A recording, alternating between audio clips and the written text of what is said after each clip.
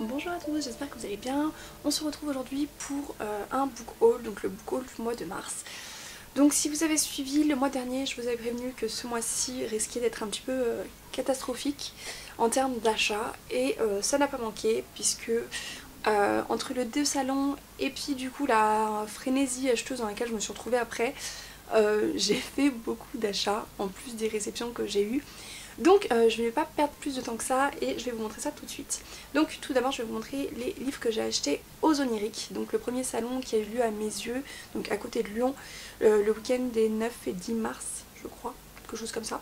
Et c'est le week-end pendant lequel on a annoncé les finalistes du PLIB, donc j'ai fait quelques petits craquages en conséquence. Mais tout d'abord, j'ai acheté Les Révoltés de Bowen d'Estelle Faye. Donc c'est la suite des Seigneurs de Bowen qui était finaliste du PLIB 2018, qui n'a malheureusement pas gagné mais que j'ai beaucoup aimé.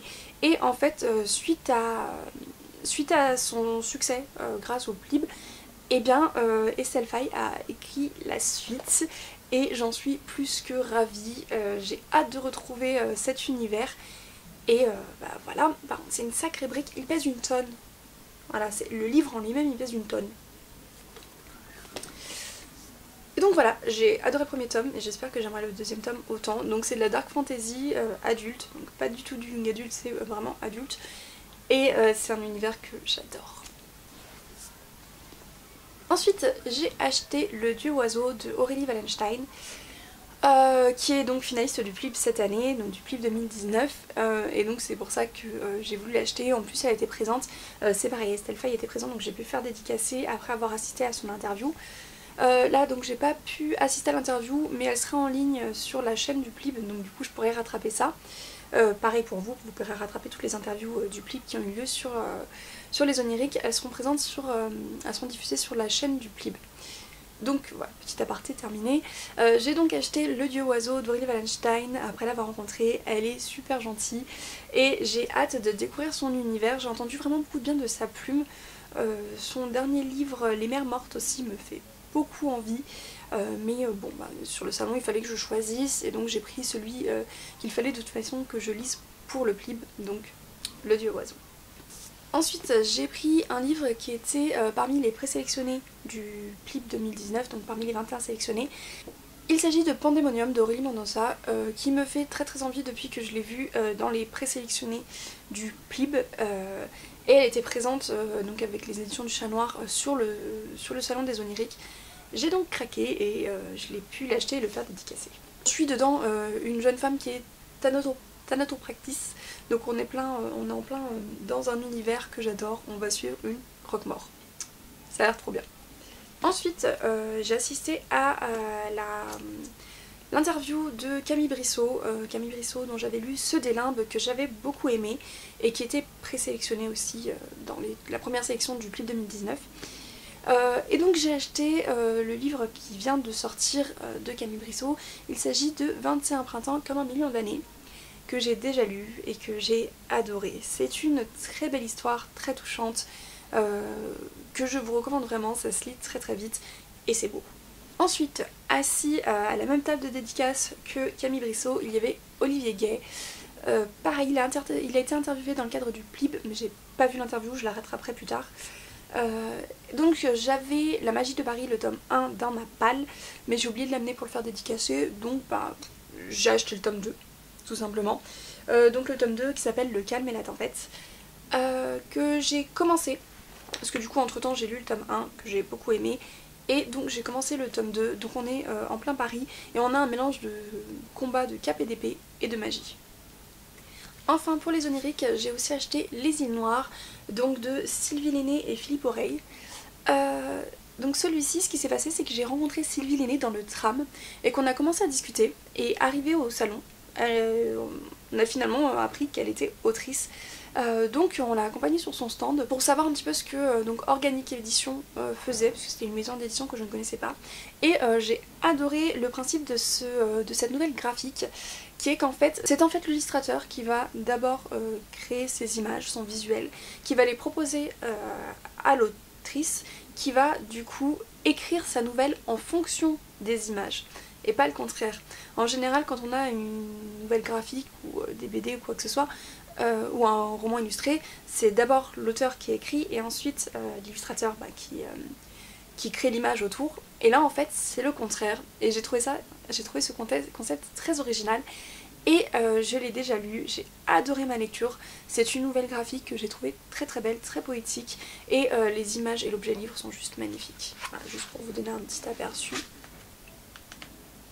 On a ce genre d'image tout le long et c'est vraiment très très beau. Donc voilà pour les oniriques, mais le week-end suivant donc, je suis allée à Livre Paris et le butin a été limite plus gros en fait.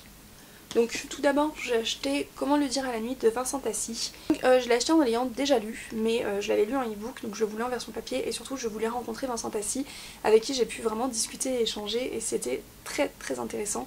J'ai adoré Comment le dire à la nuit, vous pouvez retrouver mon objet de lecture sur la chaîne que je vous ai publié la semaine dernière. C'est une lecture que je vous recommande qui est très douce, très poétique et vraiment très particulière et que je recommande vraiment. Et bien sûr c'est un finaliste du PLIB 2019. Autre finaliste du PLIB 2019, toujours aux éditions du Chat Noir. J'ai passé beaucoup de temps sur le stand des éditions du Chat Noir à Livre Paris et aux éditions Lynx aussi.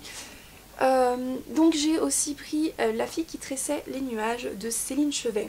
Celui-ci me faisait envie depuis très très longtemps, sa couverture est juste magnifique. Et ces derniers temps j'en ai entendu mais encore plus de bien, donc je l'avais mis dans ma sélection personnelle pour les 5 finalistes du PLIB. Il est sorti dans les 5, je suis vraiment contente et en plus j'ai pu rencontrer l'autrice qui est vraiment très très gentille avec qui encore une fois on a pu bien parler et j'ai hâte de le lire. Toujours aux éditions du Chat Noir, j'ai pris Les Héritiers d'Higashi, donc c'est le tome 1 de la saga Okami Hime, écrit par Clémence Godefroy.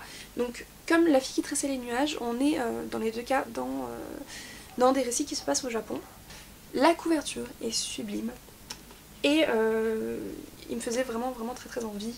On va y parler d'humains porteurs d'esprits d'animaux et ça me passionne, donc j'ai vraiment hâte de le lire.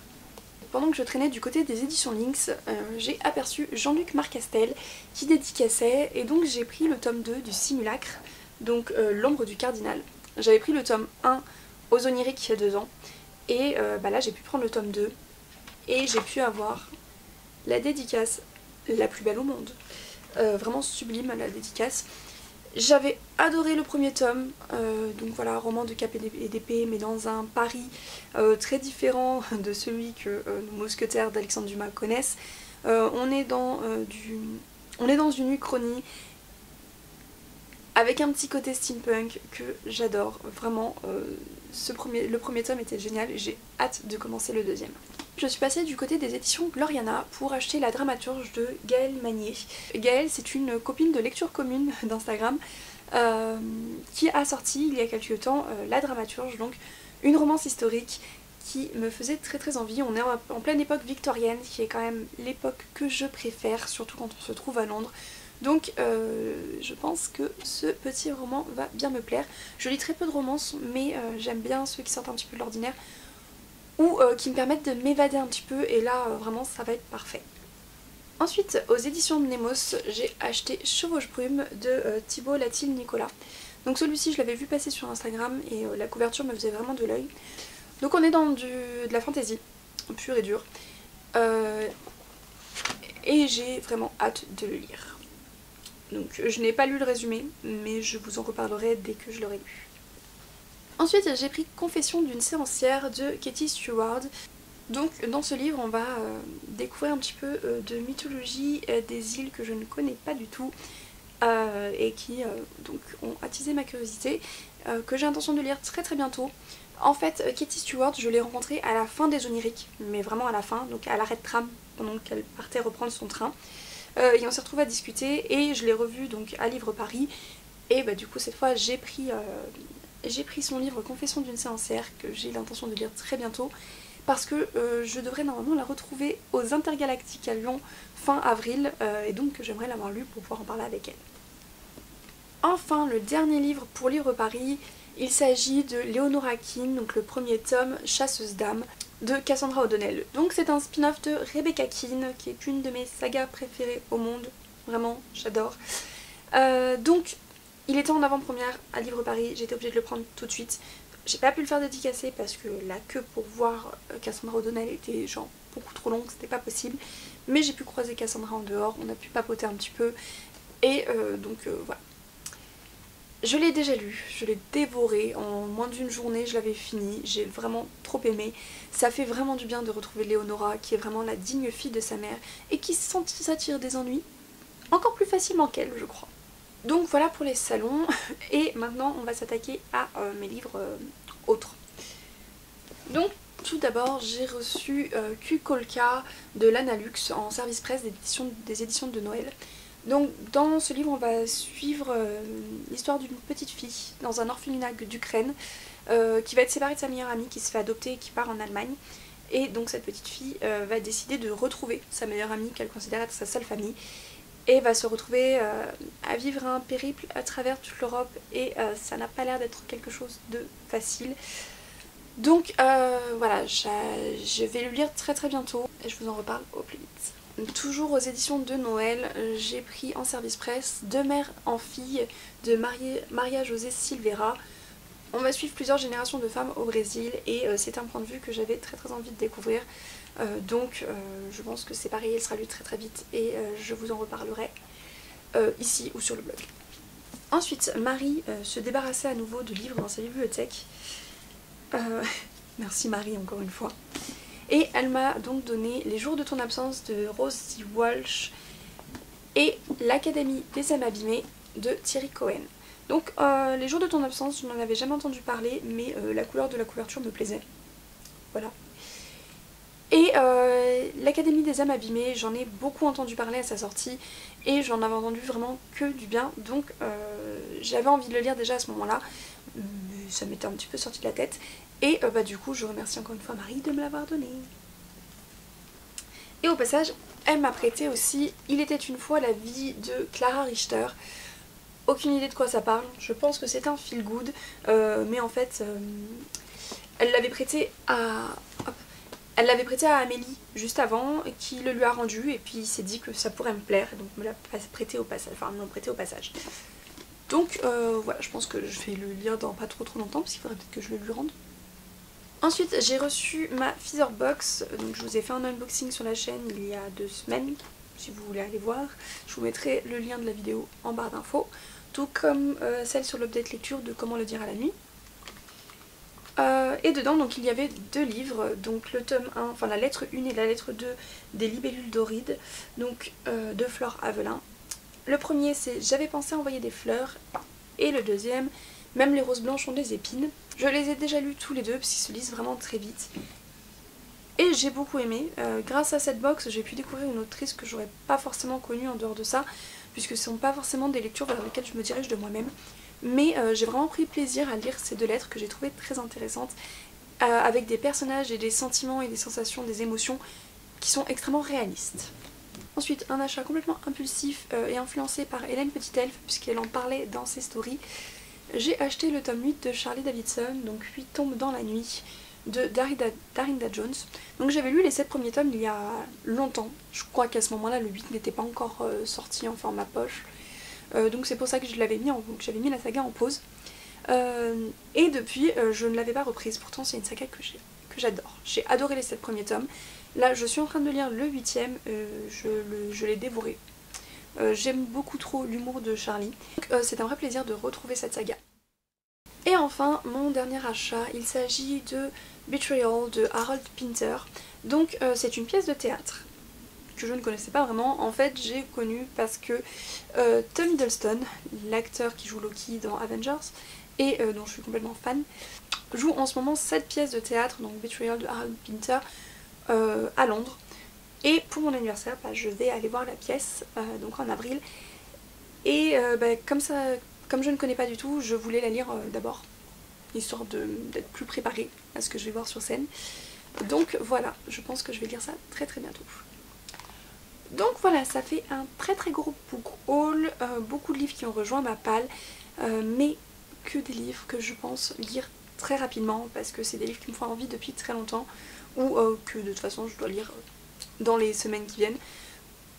Donc ils ne vont pas rester dans ma palle trop longtemps. Bon, pour ce qui est de mon challenge Pita Pal, on est d'accord que c'est une catastrophe, hein, il n'est pas du tout respecté, mais bon, c'est pas grave. À partir du mois prochain, je redeviens raisonnable, puisque de toute façon, il n'y a plus de salon pour le moment de prévu, donc je vais être à nouveau raisonnable. Je pense pas que je vais faire beaucoup d'achats en avril, j'en ai juste 2 de prévus. Et une réception de service presse, mais en dehors de ça, il ne devrait pas y avoir d'autres livres qui s'ajoutent. Donc, je devrais avoir le temps de vider un petit peu cette palle-là. Dites-moi si vous aussi, comme moi, vous êtes incapable d'être raisonnable quand vous allez sur des salons du livre. Après, j'avoue que je ne me sens pas vraiment coupable de tous ces achats en salon du livre, tout simplement parce que pour moi c'est une occasion de rencontrer les auteurs, de faire dédicacer mes livres et d'avoir un vrai échange avec l'auteur. Donc au final, je ne me sens pas vraiment coupable, même si ça me rajoute des lectures. Ce sont des lectures que je sais que je vais apprécier. Donc voilà, sur ce, je vous souhaite à tous de très bonnes lectures et je vous dis à très bientôt. Salut!